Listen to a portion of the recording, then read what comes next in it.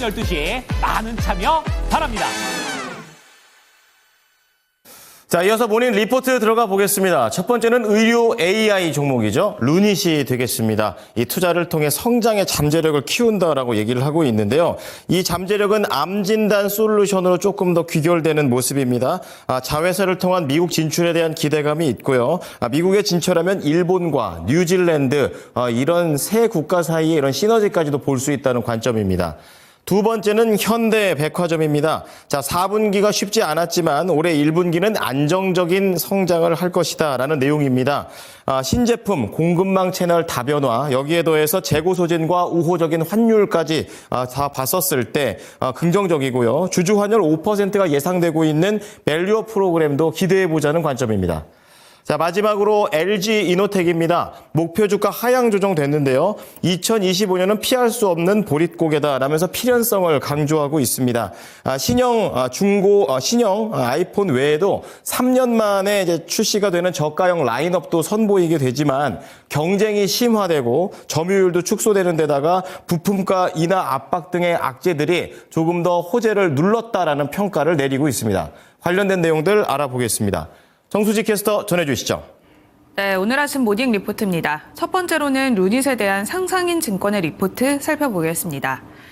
AI 의료 관련주로 알려진 루닛은 암 진단 소프트웨어를 중심으로 수출이 증가하고 있다고 분석했습니다. 작년 3분기 기준으로 국내 매출이 13%, 해외 매출이 87%를 차지했는데요. 3분기 기준 매출 비중은 암 진단 소프트웨어가 86%, 암 관련 용역이 3% 수준을 차지했습니다. 루닛 인사이트 수출 중 일본 비중이 높고 수출 지역 확대를 추진 중인 상황인데요. 2024년 5월에는 뉴질랜드 소재의 볼파라 헬스 테크놀로지를 인수하면서 미국 매출 증가를 기대하고 있습니다. 미국 내 2,000개 이상의 의료기관에 유방암 검진 관련 소프트웨어를 판매 중인 루닛인데요. 올해부터는 루닛과 볼파라 헬스 간의 영업 시너지를 기대할 수 있다고 리포트에서 분석을 했습니다. 루닛 인사이트의 국내 매출도 점진적으로 증가하고 있고 해외 매출의 성장 잠재력도 크다고 분석을 한 건데요. 또 해외 국가별 검진 프로그램에서 루닛의 인사이트 MMG 유방암 판매 매출이 발생한 것으로 전망했습니다. 주가 측면에서는 긍정적인 시각으로 장기 관점으로 시간을 두고 앞으로 지속적으로 관심을 가져보자라고 덧붙였는데요. 주가는 2023년 9월에 AI 기반 진단 신약 개발에 대한 기대가 고조되면서 14만 원 선까지도 올라갔습니다. 하지만 이후에는 줄곧 우하향하면서 2024년 8월에는 3만 1,000원 선까지도 내려갔었는데요. 다시 한번 AI에 대한 기대감 속에서 주가가 반등 흐름을 보여줬습니다. 4분기부터는 다시 투심이 회복되면서 85,800원 선까지도 올라갔는데요. 현재는 67,000원 선에서 횡보 중인 상황입니다. 오늘장의 주가 흐름 또 앞으로의 루닛에 대한 기대감 속에서 주가는 반등 흐름 이어갈지 지켜보시길 바랍니다. 두 번째 리포트 만나보겠습니다. IBK 투자증권의 현대백화점에 대한 리포트인데요. 지누스와 배당이라는 주목을 갖고 있습니다. 올해는 제가 주도주입니다 라고 밝혔는데요. 4분기 순매출액은 1조 1,318억 원, 영업이익은 1,079억 원으로 추정을 했습니다. 4분기 영업 환경이 녹록지 않았던 것으로 판단을 했는데요. 우선 백화점 업황이 고온 현상에 따라서 계절성 상품 판매가 부진했고 일부 계절성 의류도 할인 판매 비중이 높아서 이 기여도가 낮을 것으로 봤습니다.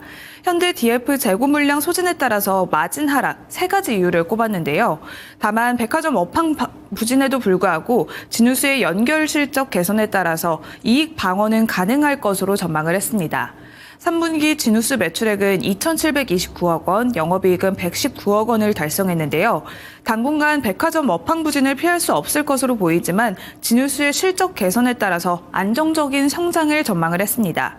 신제품 출시와 함께 공급망 채널 다변화를 통한 성장, 그리고 전방 채널 재고 소진, 우호적인 환율 여건이 조성되고 있다고 풀이를 했는데요. 24년 3분기부터 지누스의 연결 편입 효과는 본격화되고 있는 분위기고 배당 정책을 강화하면서 긍정적인 요인으로 판단을 했습니다. 실적과 밸류업 모멘텀으로 투자 의견은 매수, 목표 주가 7만 5천 원을 유지를 했습니다. 국민연금이 유통주, 특히 현대백화점의 지분율을 확대하고 있는 상황인데요. 저평가의 기회 한번 분석해 보시면 좋을 것 같습니다. 세 번째 리포트 만나보겠습니다.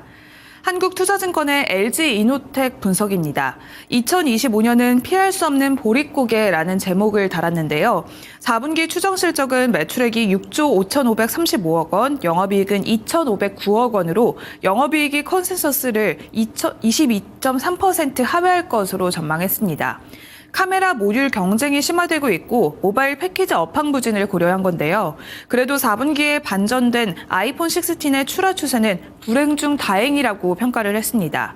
전년 동기의 아이폰 15과 비교했을 때 3분기에는 아이폰 16의 출하량이 전작 대비 12.4% 줄었지만 4분기에는 1.8% 많았습니다.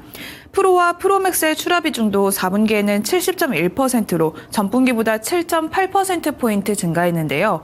올해는 정규 아이폰 외에도 아이폰 SE4 제품 출시가 예정되어 있습니다. 출시 시기는 4월로 예정되어 있고 연간 출하량은 2천만 대를 예상하고 있는데요. LG이노텍에게 가장 중요한 스펙은 당연히 카메라입니다. 아이폰 SE4에는 메인 싱글 카메라가 탑재될 전망인데 듀얼 혹은 트리플 카메라로 탑재됐던 정규 아이폰과 대비되면서 아이폰 SE4의 매출 기여 효과는 정규 아이폰 대비 상대적으로 적을 수밖에 없다고 분석을 했습니다. 목표 주가를 22만 원으로 하향 조정했는데요. 이 긴 터널의 끝은 결국엔 폴더블 아이폰 출시 예정인 2026년이 될 것이라고 봤습니다. 당분간 박스권 흐름이 전망되고 있는 상황인데요. LG이노텍의 주가도 계속해서 체크해 보시길 바랍니다. 이상 모닝 리포트 전해드렸습니다.